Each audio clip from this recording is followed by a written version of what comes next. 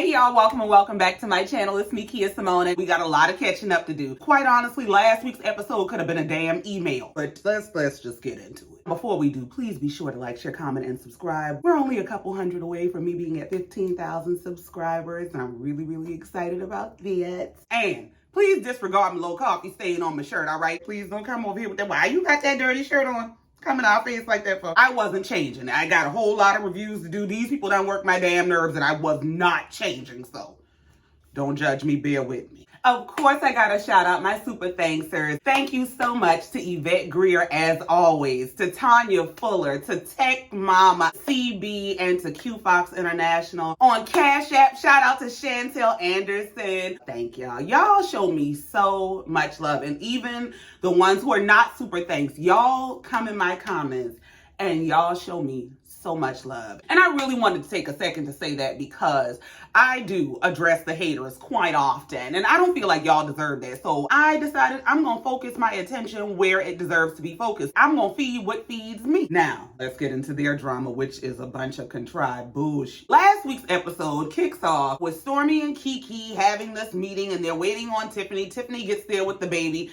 She comes in and sits down, and they're supposed to hash out this beef that they have. This whole conversation is centered around this interview Tiffany did with Carlos on Carlos's YouTube channel.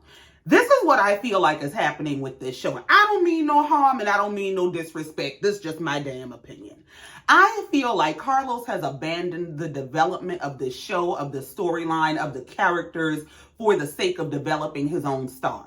Now, ain't nothing wrong with that if that's what you want to do, but give this bullshit up because these storylines are dead. For these people to be having 3-4 conversations, scenes, arguments over this one interview that Carlos did that either you know about or you don't, that ain't got shit to do with this show, is ridiculous. So we gotta sit through Kiki giving her whole Mr. Biggs take that shit to trial speech about there were some discrepancies in what you said, and I would like to address why you think I'm coming for you when I feel like it's you coming for me. Girl, we don't give a damn. So they're of course rehashing scenes because creating a new scene is just uncivilized. They're rehashing the whole spa get together where they tore them people damn spa up. And Tiffany is explaining to Kiki that the reason I thought you were coming for me is because when I came into the spa that day and everybody was talking, all of a sudden the conversation turned to me. You started asking me a bunch of questions about problems you had with me, so it felt like you were coming for me. So Kiki fool S starts to explain why she was coming for Tiffany.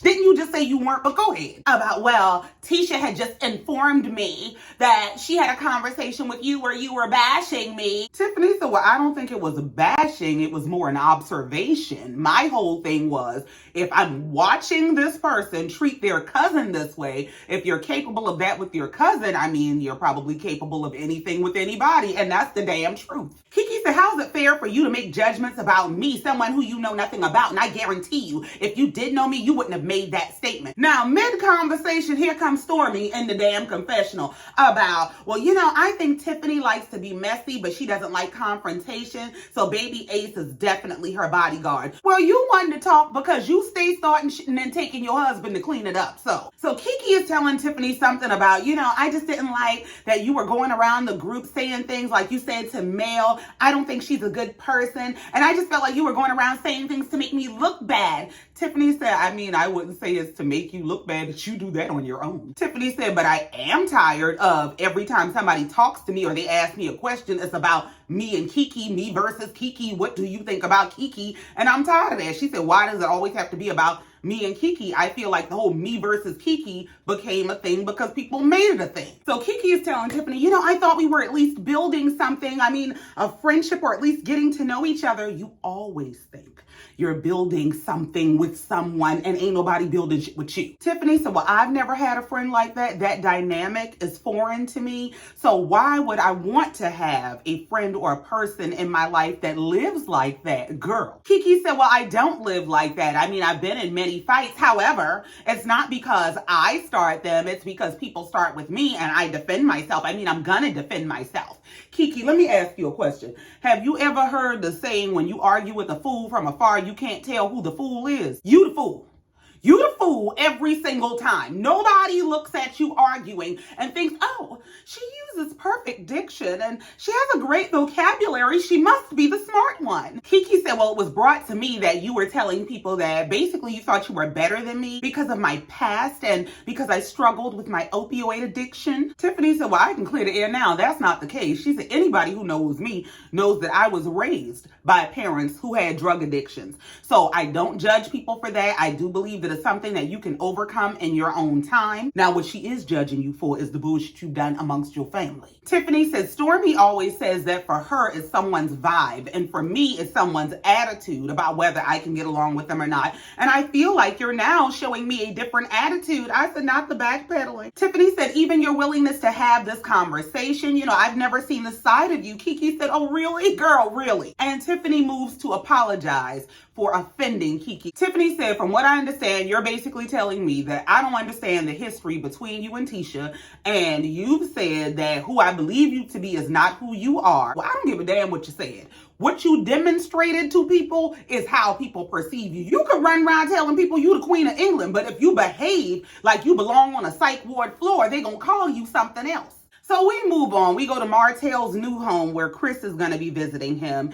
Chris is visiting him just after he's had surgery. So Martell walking around the house looking like Ray Charles with these damn shades on. Chris said, when I came in the house and I saw him with those shades on, the first thing I thought is maybe his baby mama hit him in the eye. Maybe Sheree hit him in the eye. Maybe your baby mama need to hit you in the eye, because I'm telling you, after them last 2 episodes I watched, you and your wife would have had to see me about my child, but that's a whole nother subject. So Chris came in looking around Martell new house. This nice. I see you got some furniture and stuff. You still buying some stuff? Martell said, yeah, I'm still looking for a few things because they didn't have the dining room chairs I want, but I do have enough chairs for my kids to sit down and eat. Now I saw 4 chairs and I think you got 5, but I mean, do what you got to do, make it work. Martell says, speaking of a bunch of kids, how your kids doing? Well, ain't that the $1 million question from hell? So Chris starts explaining the disaster that we watched. He said, well, you know, toward the end of dinner, Alexis got upset and it went left, and, you know, she feels like she was treated differently because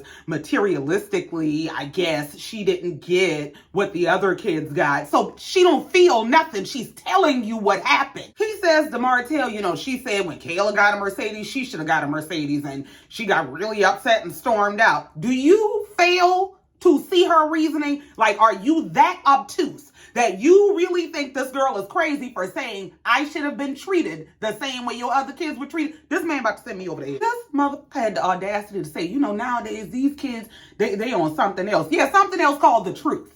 Something else called we ain't keeping your secrets no more. Martell said, yeah, you know, there's just certain things you don't do or don't say. You can always get your point across without being disrespectful. I'm going to tell you what you need to be doing. You need to be taking note, because you have 4 children from one household and one in another.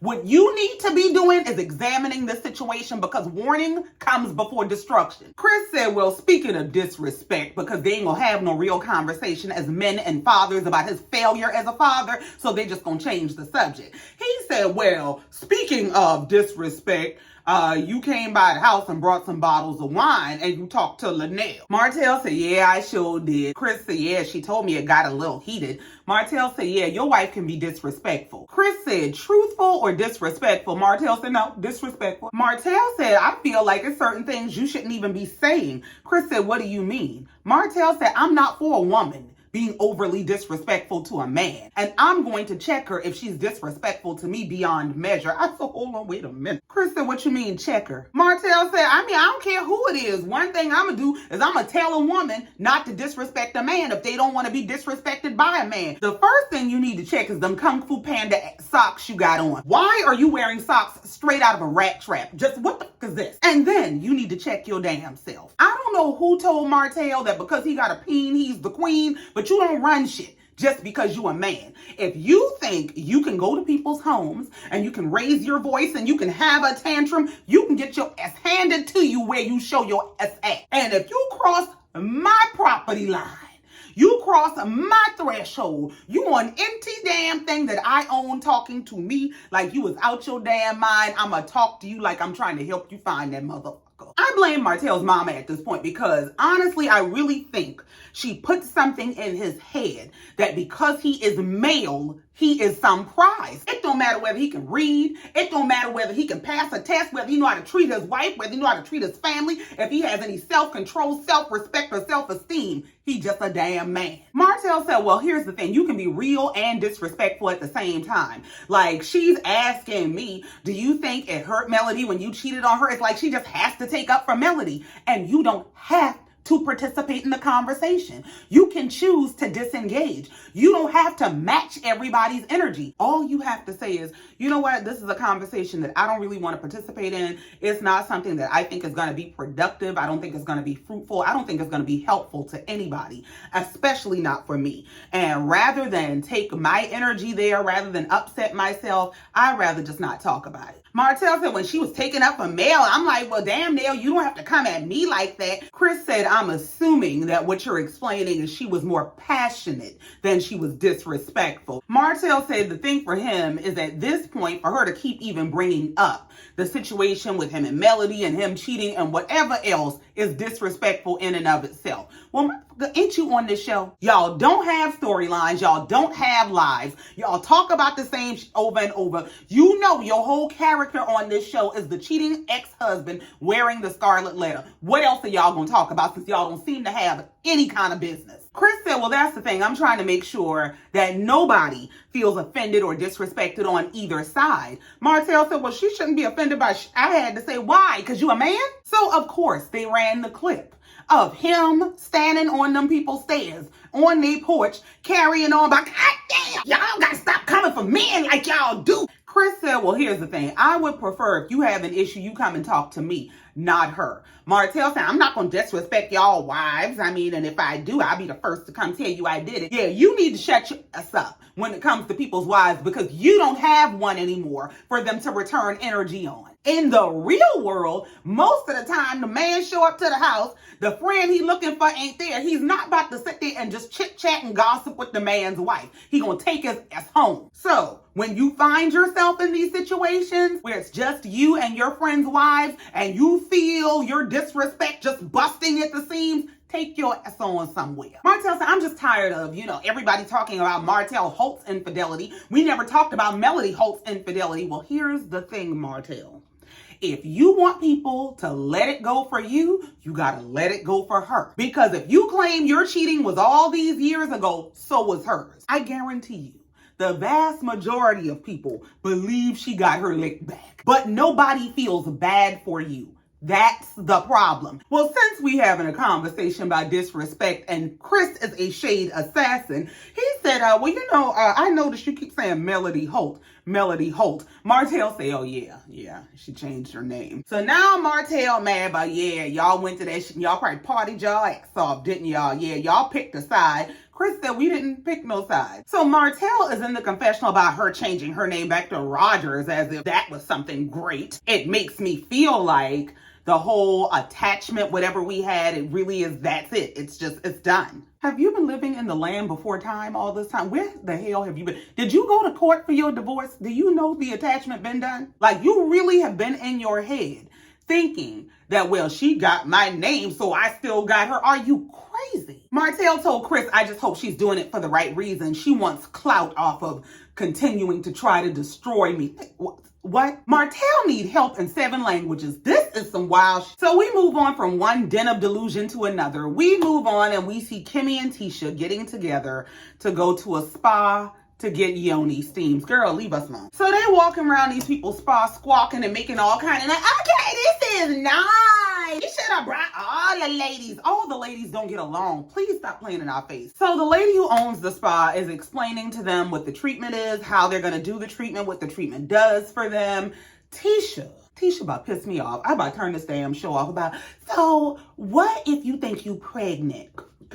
She just happened to have a pregnancy test with her about, I've been sick lately and I just want to make sure. Girl, go to hell. Tisha claims that after they went on this family trip to Destin, Florida, she came back and went to Las Vegas with her girlfriends and she's been gaining weight and not feeling well. And so that must mean that she's pregnant. Did your girlfriends get you pregnant? What are you talking about? If you've been going from vacation spot to vacation spot, eating your ass off, that would make sense. about why you gaining weight. And jumping all across the country might explain why you a little sick. Sit your ass down. Kimmy said, you do realize Marcel has a vasectomy, right? Here go Kiki cousin. Well, I mean, maybe it didn't take. You and Kiki is motherfucking family. Kimmy said, I can't believe you would even waste your time or mine taking a test. Tisha said, I needed to be sure, but it did come back negative. Girl, we knew that. One damn thing your husband ain't doing is getting you pregnant. Not no more. Tisha claims she's been sick all the time. She's always throwing up and she's gaining weight. Kimmy said if it were me and I was getting sick like that, I would think I done had some bad chicken. Why the hell would you think you pregnant, girl? Now, Kimmy switched from Tisha and her bullshit to her own bullshit about, is this gonna help with my libido? Girl, getting a better husband would. So they shift the conversation to the whole central bullshit of this show, which is Tisha versus Kiki. So Kimmy is saying, this would have been really good for all the girls. Y'all done said that, but just go ahead. Well, Tisha must have missed her cue the first time, so she chimed in this time and said, I don't know about that. Kimmy said, well, why'd you say that? Tisha said, because I'm tired of talking about Kiki. Every time we get together, it's about me and Kiki. I thought when me, you, and Mel got together the last time, we were going to just have a good time. And that's why I walked out, because I'm done talking about Kiki. But here we are talking about Kiki. Tisha said she felt like the conversation Mel was trying to have wasn't a real conversation anyway. She said, she's saying things that were insinuating that it was my fault that Kiki threw this drink in my face, that me ignoring her somehow caused her to react by throwing a drink in my face, and I just wasn't going to defend that bullshit. So Kimmy tells Tisha, well, when you left, Mel expressed that she thought you had an issue with her, that she felt like after we had the whole meeting to talk about the Black Expo, that you were taking feedback from everybody, but when it got to her, you had a whole bunch of pushback on her feedback. Tisha said it was not personal. It was not about her. It's just that I'm just dealing with so much right now. Kimmy said in regard to the meeting or life in general. Tisha said just life in general is just so much. Like, I've actually been thinking about talking to Marcel about going back to being a stay-at-home mom. It's just a lot, girl. So Kimmy's explaining to Tisha that she believes that for everything there is a season. And that for her right now, having multiple small children, it may make it difficult to have several irons in the fire. Tisha is saying, well, I thought once the youngest child got old enough to go to school, that would free me up to really pursue business interests. But now there's other things, like we're building this house and we're renovating the other house. And she said that stuff has her mind all over the place. And then on top of that, she's trying to plan this casino night. So it's just a lot. Tisha said when her last child was born, she decided she would be a stay-at-home mom and focus on her kids. And she's done that. And she decided, I want something more. And she feels like maybe God is trying to tell her that now is not the time for that. Well, it sounds like there's two things going on. Number one, they are overextended. And it may not necessarily be overextended financially, but you're overextended energetically. There are too many things you're trying to do and you don't have enough energy or enough you to do all those things. I think sometimes we try to do and take on and take on and take on, and then all of that taking on takes over. Kimmy told her maybe you could just take smaller bites as your kids are growing up. And Tisha said, yeah, that's what I think I'm going to do. I'm going to step back and just get my stuff together. Yeah, just go ahead. Kimmy said, well, I want you to be in your happy place. Tisha said, yeah, and in regards to my relationship, I don't feel like we're in the best place right now. Well, Tisha, now you're going too far, because when have y'all ever been? Tisha said, but she does feel like her being overwhelmed and her being stressed is affecting her relationship with not only her husband, but also with her kids. She said because she was talking to one of her daughters and she asked them, do you feel like I yell at you more? And she said, yeah, mama, you do be yelling sometimes. You be mad. Tisha said, and she knew that it was true. So she feels bad and she doesn't want to be taking that out on her children. And now I talk a lot of shit to these folks, including Tisha, but I take my hat off to her for having that observation, for being able to see in the moment in real time that I am offloading my stress onto my children and I need to do something about that. Tisha said, yeah, some shit real off, because Marcel around here talking about we need to go to a counselor. Kimmy said, Marcel told you? Y'all need to go to a counselor. Tisha said, yeah, it's real bad. Yeah, y'all need to go and talk to Dr. Francis, somebody, for them children going around there to grandmama house, start telling all y'all business and have us wander around there with her stick ready to tear ass out the frame. So we move on from delusion to dysfunction. We go to Chris Fletcher's office where he is being visited by his and Nell's son, Chris. I guess they finally found him after he wouldn't answer the phone for his mama. So they start catching up and Chris is asking him, what you been up to? He said, yeah, I've been working, hanging out, going to the studio, living my life. Chris said, well, yeah, I haven't seen you since the dinner, so where you been? Not round y'all. So Chris is asking his son, how he felt about the dinner. He said it was a lot of bullshit that went on, people getting up, storming out. Chris said, yeah, Alexis went left real quick and, she'll come back and apologize. And, well, at what point do you apologize for her experience of you throughout her childhood and adulthood? At what point do you apologize? Chris said, well, aside from the whole Lexi situation, how do you feel about dinner in general? Chris said the same. I feel like it was a lot of bullshit that was brought up. So the son is explaining what he feels is the bullshit that went down at the table. He said, everybody getting upset about who owes who what and who got this. And Chris said, would that be everybody or would that just be you and Lexi? The son said, no, I would say me, Lexi, mama. The son said, I still want my dogs. Chris said, but you do understand why she has the dogs, right? He said, see, this that bullshit, just here we go. The son is harping on, if I had never gotten locked up, she wouldn't have the dogs. Chris is trying to explain to him that that's a very important detail, bruh. You got locked up, which is what caused us to have to get the dogs on top of having to bail you out of jail. You understand that, right? Chris says, so your mama felt like I'm going to keep the dogs until he give me my money back. And as a man, you have to understand that there has to be more of a maturity level there. Well, before we go any further, I'm going to just point this out to you. This is the fruit of exactly what Alexis was going off at that table about. So Chris is asking his son, well, when is the last time you talked to your mama?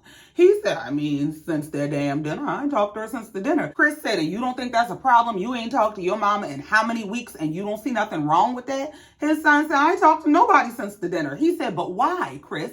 Why is that? The whole point of the dinner is to bring everybody together, but you keep leaving yourself out. So his son starts to explain that part of the reason I stay away from the family and I keep to myself is because I'm trying to get my own life together. I'm trying to do the things that I want to do in life.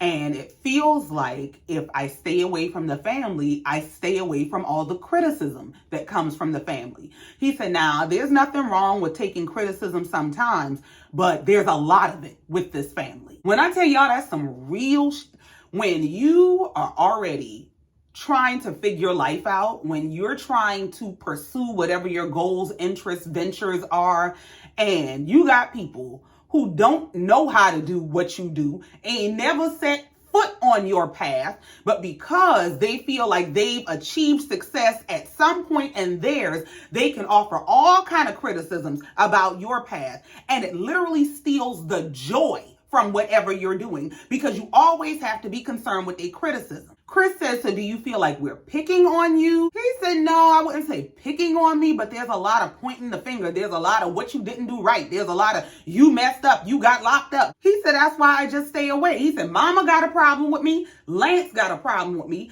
Kayla and Kiki think I'm crazy or I got issues. I just stay the hell away from y'all. And who's going to subject themselves to that in the name of family? Y'all got to cut that toxic bullshit. Chris says to his son, so do you not think that maybe there's an issue that we all see in you, that maybe we think there's something that Chris needs help with? His son said, no, I think we all got issues. Chris said, yeah, you're right. We do. We all have issues. Nobody's perfect, but that's what family is for. You're supposed to come together. You're not supposed to come together and say, we're going to focus on that person in order to not have to focus on us and our bullshit. So Chris asked his son, well, what is your go-to? What is your savior? What are you doing to help yourself since you're not coming around us? His son said, I go to the yo. Now, I don't know if that's slang for the studio. I don't know. That's he said, I go to the yo by myself at 2 or 3 o'clock in the morning. And that's how I spend my time. Chris said, how are you getting up to go out at 2 or 3 o'clock in the morning by yourself? His son said, well, that's the other thing. I don't really sleep. I hardly ever sleep. So it's nothing to me to get up and go out at 2 or 3 o'clock in the morning because I always feel like I got to be on the go because I don't sleep. His heart is troubled. His spirit is troubled. And he's always on the go because if he sits still too long, he can hear and feel the pain. That's the problem.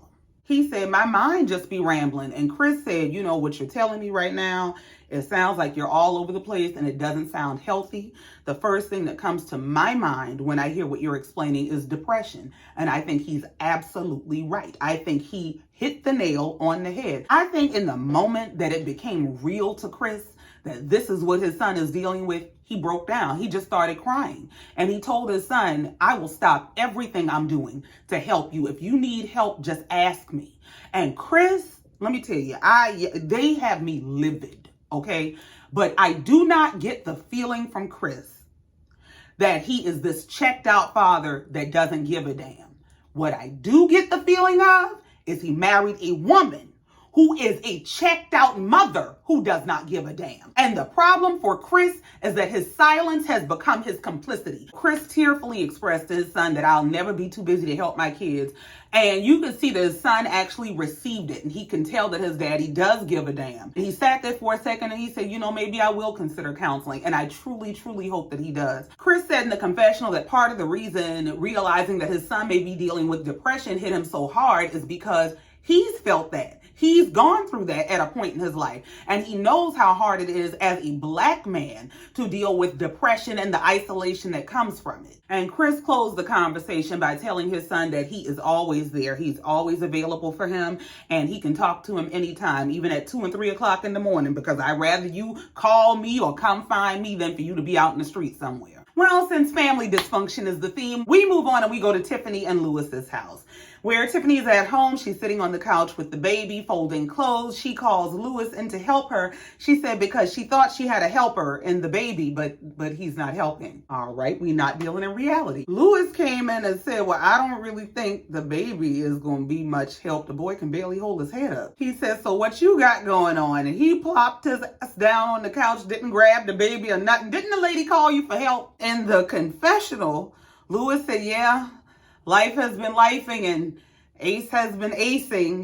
It's been an interesting journey. Child. Tiffany said life has just been something she's not been prepared for. She really thought that she would just snap back and get back to life after Ace, but it's not been that way. If you can't snap back from a night of drinking like you could 20 years ago, what would make you think I'm gonna just have a baby and it'll be just like it was 20 years ago? So Tiffany starts to catch Louis up on the whole her, Keke, and Stormi getting together to hash out this beef between she and Keke. So she's telling him how the whole conversation went between she, Keke, and Stormi, and she's saying it was a really good vibe. We hashed it all out. We apologized. Louis said, well, I'm glad y'all had the conversation and it remained peaceful because God knows I didn't know how that was going to go. And I know that your mental state was already, shaky. He said, not just about them, but just in general. So how are you feeling? Tiffany said, well, honestly, I feel like since having Ace, my whole life has turned upside down. She said, on top of trying to handle everything with business, we have 2 teenagers. We're getting ready to have to buy a car for them. And then we have a baby who's dependent on the nipple. Well, what did you expect? She's telling Louis, this is not fun. It's not what I ever planned for. It's not what I thought it was going to be. Listen, I understand that she's dealing with postpartum and all of that, but she's also dealing with fundamental dishonesty, because this is exactly what you knew it was going to be. Your husband told you this is what it's going to be, and you insisted on having this baby, and now the baby is the problem. And Louis said the same thing to her. Louis said, but that's what we talked about before we had the baby. That's the conversation we had when we were having the whole let's have a baby, let's get pregnant thing. I mean, I know it was all fun and games beforehand, but Tiffany said she didn't have postpartum after her first child. So when Louis mentioned it to her, she looked at him like, what are you talking about? What is that? I would never have that. That's not even real. Louis is telling Tiffany that she was in denial about the whole possibility of postpartum. And she said it's one thing to deal with the postpartum in and of itself, where, you're sad or your thoughts are not where they should be. You don't feel attractive. You don't feel worthy. She said, but on top of feeling all of that, I have a whole day of work and then I have to come do this TV show where we film at night. And sometimes we have the baby and it's just a whole lot. And then on top of everything it takes to actually do the show, you have all of the expectations and backlash of the show. Louis said, yes, things are uneasy for them right now, but that should not be because of a reality TV show. It shouldn't be because of the backlash and the opinions and rumors and everything that comes from it. And Tiffany said in the confessional that she does feel like right now a slowdown or a break would be the best thing for her. Tiffany said to Louis she just wants to feel like herself again, and she started to cry when she was explaining that. Now, for me, 2 things can be true. Tiffany works my nerves. I feel like Tiffany is fundamentally dishonest, but that does not change that the reality is she is currently actively dealing with these feelings. And so I do hope that her taking this break, that them taking this step back, does allow her to put into perspective what is important to her, what matters to her, and helps her to find herself. Tiffany lets Louis know that she is really grateful for his support in this decision, that he makes it a priority to protect and provide for his family. And he said that is his priority, and he's going to do that at all costs, even if it costs them this show. And that concluded episode 1. So that's it. That's all. And I ain't got no more for that episode. Y'all, please be sure to like, share, comment, and subscribe if you have not already. And in the meantime, until next time, just like every time, I love you, mean it. Bye.